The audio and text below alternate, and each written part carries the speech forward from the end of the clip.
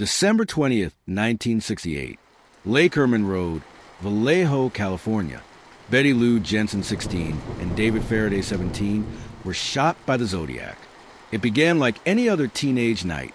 Two young lovers, a quiet stretch of road, and the soft glow of headlights. But what followed shattered the innocence of Vallejo forever. Just after 11 p.m., police discovered David Faraday slumped near his Rambler, shot once in the head. Betty Lou Jensen had tried to run. She collapsed 28 feet from the car, 5 bullets in her back. There was no robbery, no witnesses, just blood, fear, and silence. Local law enforcement was stunned. The brutality suggested premeditation, yet no clues emerged. The town grieved, and investigators worked around the clock. But leads dried up.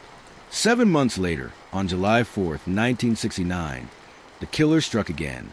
This time, Darlene Farron, 22, and Michael Mageau, 19, were shot while sitting in a car at Blue Rock Springs Park. Darlene died at the scene. Michael, barely clinging to life, survived and described a chilling encounter with a man who attacked without provocation. Then came the phone call. "I want to report a murder. I also killed those kids last year." 3 days later, 3 newspapers received letters. Each contained a part of a cryptic cipher, boasting of the killings and promising more. The killer signed off with a chilling symbol, a crosshair.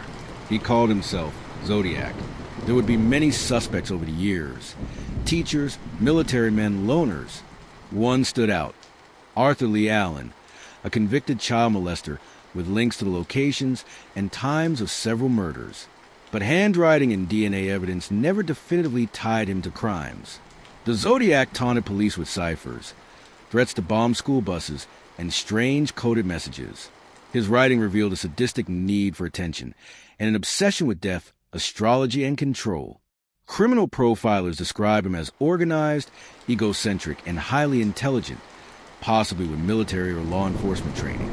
But no arrest was ever made. Cecilia Shepard, 22, and Brian Hartnell, 20, were attacked at Lake Berryessa on September 27, 1969, wearing a black hood marked with his symbol. The Zodiac tied them up and stabbed them repeatedly. Brian survived. Cecilia died 2 days later. On October 11, 1969, cab driver Paul Stein was shot in the head in San Francisco's Presidio Heights. This time, the killer was seen wiping the cab clean, walking calmly away. He mailed part of Stein's bloody shirt to the San Francisco Chronicle as proof. These were not just names on a page. They were daughters, sons, friends. Cecilia's father couldn't bear to return to the lake. Paul's widow fell into years of depression. Brian Hartnell, forever changed, rarely spoke publicly. Their deaths tore through communities, turning Northern California into a landscape of dread. The Zodiac didn't just kill, he orchestrated terror. He chose isolated lovers' lanes and couples often using firearms. He adapted his methods, knife, gun, even public shooting. He stalked and attacked with ritualistic precision. He taunted authorities with letters, threats, and coded puzzles. He claimed each victim earned him slaves in the afterlife. He fed off fear, the media, the panic, the puzzles. It was all a game to him.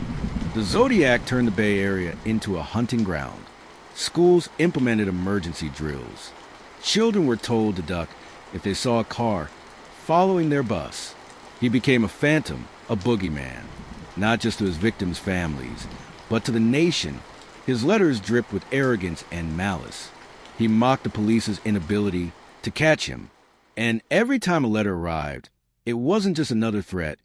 It was a reminder that he was still out there watching.